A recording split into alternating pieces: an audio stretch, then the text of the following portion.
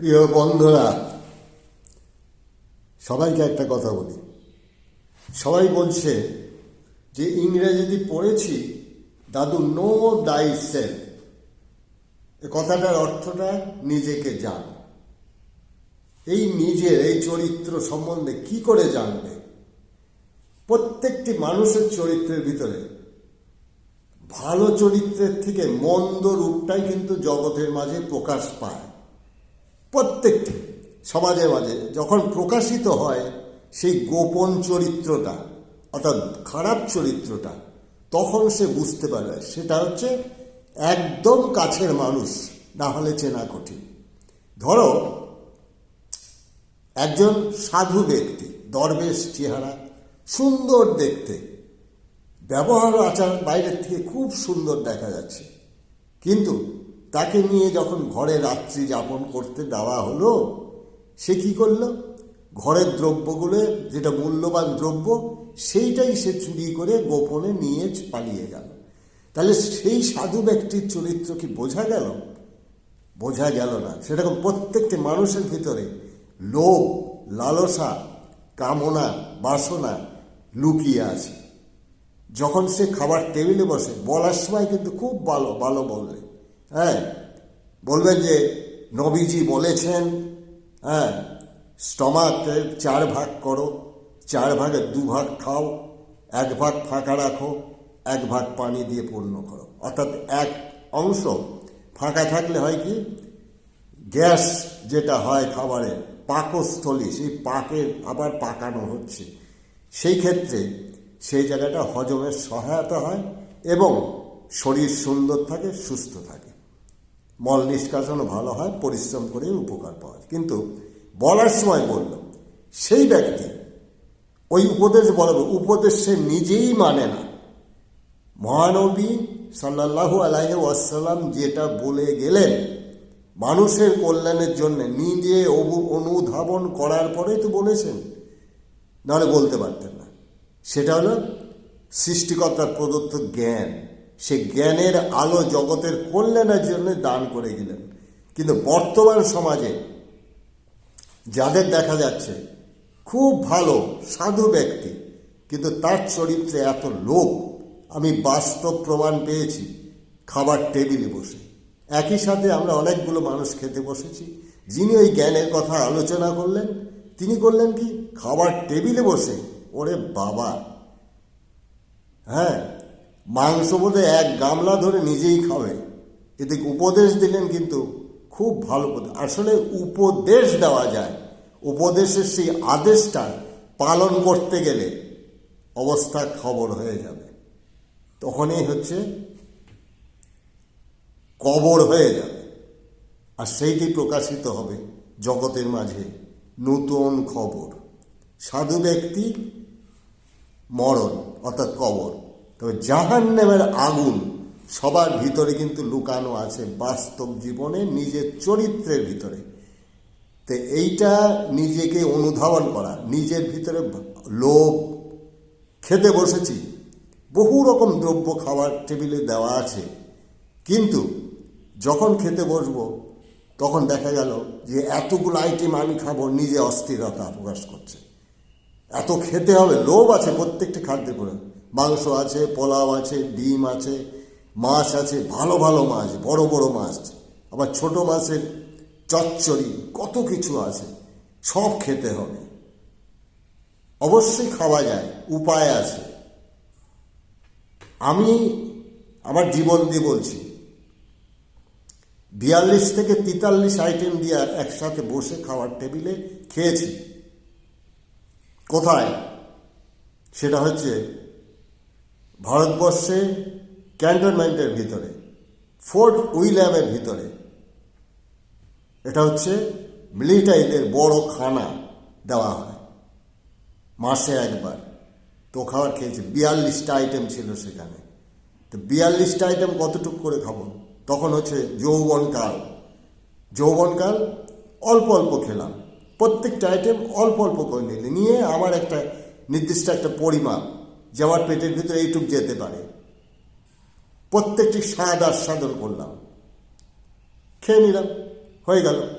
উপায় হলো এটা, অর্থাৎ সাগরে ডুববো, সাগরের পানি পান করব না, শুধু গোসল করার আনন্দটুকুই উপভোগ করব। আর অনেকে কি করে, ওই যে সপ্ত সাগরের পানি খেয়ে ফেলে। সংস্কৃততে একটা কথা আছে, লবণ, ইক্ষু, সুরা, সর্বি, দধি, দুগ্ধ, জলান্তর, এই 7 সাগর, এই 7 সাগরের পানি সর্বদাই মানুষ খাচ্ছে, কিন্তু জানে না ওটা মিশ্রণ হয়ে গেছে। লবণ নোনা স্বাদ, ইক্ষু হলো মিষ্টি মিষ্টি। তো এই যে প্রত্যেকটি দ্রব্যের ভিতরে তেল, লবণ, মিষ্টি, এই 3টে উপাদান কিন্তু থাকবেই। তার সাথে কত রকম যে আইটেম আছে তার ঠিক নেই। এই যে রান্নার ক্ষেত্রে, অর্থাৎ একজন নারী রান্না করে দিয়েছেন, নারী সেই নারী যা ভালোবাসে, গৃহস্বামী কিন্তু সেটাই গ্রহণ করে। খেতে খেতে দেখা গেল সে অসুস্থ হয়ে পড়ল, তার কারণে সে দুর্বল। বাস্তব ক্ষেত্রে এটা প্রমাণ অনেক ক্ষেত্রে দেখা যায়। আমি অনেক কথা বলেছি, কথাটা হচ্ছে নো দাই সেলফ, অর্থাৎ নিজেকে চেনার উপায়। যখন নিজে খেতে বসবে, তখন খেতে বসে আমি কতটুকু খাচ্ছি, কি খাচ্ছি, এটা অনুধাবন করা। মানুষের সাথে মিষ্টি, কি ব্যবহার আচার, সেটা নিজেকে অনুধাবন করা। অনুধাবন করাটাই হচ্ছে নিজেকে চেনার একটা বিশেষ উপায়। আর নিজের শ্বাস প্রশ্বাসের সাথে নিজের চরিত্রটাকে নিয়ন্ত্রণ করা যায়। যে শ্বাস প্রশ্বাস যে আমার ভিতরে বইছে, সেই শ্বাস প্রশ্বাসটা কে পরিচালনা করছে এটা আমরা কেউ জানি না। ঘুমিয়ে কিন্তু মরা। যখন একটা মানুষের সাথে ব্যবহার করছি, খুব খারাপ চরিত্র সেটা প্রকাশ করছে আমি তখন নিজেই জানছি না যে আমি আসলে সাধু না শয়তান। তো সাধু আর শয়তান প্রত্যেকটি মানুষের মাঝে কিন্তু লুকিয়ে আছে।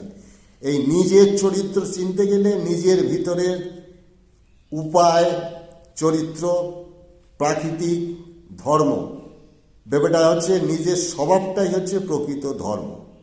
স্বভাব অর্থাৎ ব্যক্তি তার স্বভাবটাকে পরিবর্তন কখনোই করতে পারে না যদি নিজেকে দ্বারা নিজে কন্ট্রোল না করে। খাওয়ার সময় কন্ট্রোল করতে হবে, মানুষের সাথে ব্যবহার আচার কন্ট্রোল করতে হবে, অর্থাৎ অসৎ স্বভাবটাকে সৎ স্বভাবে রূপান্তরিত করা, সেটা নিজে ছাড়া কোনো দিনে উপায় হয় না। সেটা কঠোরভাবে নিজেকে অনুধাবন করা, খেতে বসে নিজেকে কন্ট্রোল করা। লোভ, একজন নারী সংসর্গে একটা পাশাপাশি বসে যেতে পারে, তার গায়ে অনেকে হাত দিয়ে বসে, এত লোভ। খাবারের টেবিলে বসে দেখা যায় যে লাভ দিয়ে ওঠে আর একটা খাদ্য নিতে চায়, এদিকে একটা লোভ, তাই না? কামনা বাসনা। দেখা যায় যে একটা নারী সংসর্গে একটা নারী পাশের ঘরে শুয়ে আছে, আর এক ঘরে পুরুষ যৌবনকালে শুয়ে আছে। গভীর রাতে দেখা গেল দুইজনেরই কামনা বাসনা মনের ভিতর জাগ্রত হলে একে অপরের কাছে পাওয়ার জন্য, তখন কিন্তু ধ্বংস হয়ে যাবে একে অপরের আগুনে। কিন্তু এই যে কন্ট্রোল, এই কন্ট্রোলটা হলো বড় কিছু। দ্বিতীয়ত, অর্থ সম্পদের প্রতি মানুষের এত লোভ বেশি, এই প্রত্যেক পরদ্রব্য হরণ করার জন্যে এক দেশ আর এক দেশের আক্রমণ করছে সারা পৃথিবী ব্যাপী। কিন্তু তাহলে ওই দেশের যিনি প্রধানমন্ত্রী, যিনি রাজা, সম্রাট, যাই হোক না কেন, তার যদি সম্পদের প্রতি লোভই না হতো, সে কিন্তু অন্য দেশ আক্রমণ করতো না। তাহলে তার সত্যিকারের চরিত্রটা কিন্তু সেখানেই প্রকাশ পেল। তাহলে নো দাই সেলফ কে ঠিক করবে? সেই ব্যক্তি ছাড়া অন্য কেউ কি? এরকম সমাজ সংসারে একটা দেশ আর এক দেশকে ধ্বংস করছে কেন? ওই একজন ব্যক্তির জন্যে কোটি কোটি মানুষ ধ্বংস হয়ে যাচ্ছে কিন্তু জগৎব্যাপী। প্রত্যেকটি দেশে আপনারা নিজেরা চিন্তা করে দেখুন, এক দেশ আর এক দেশে কেন আক্রমণ করবে?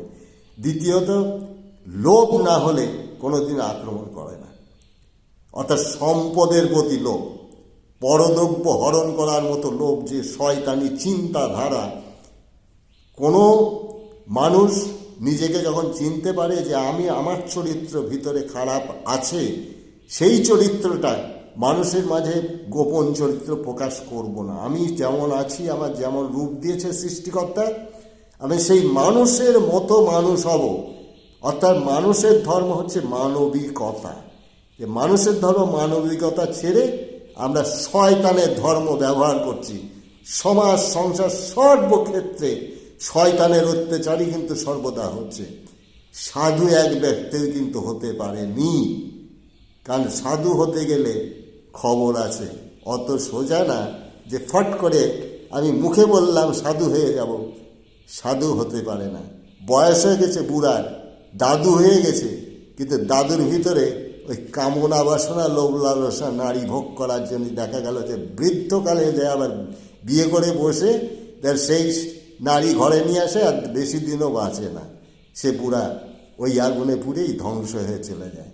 অতএব নিজেকে নিয়ন্ত্রণ করা, নিজের চরিত্রের ভিতরে যে ভালো মন্দ লুকানো আছে সেই চরিত্রটাকে আগে চিনে নিতে হয়, তারপরে বলা যায় যে নো দাই সেলফ। ভালো থাকবেন।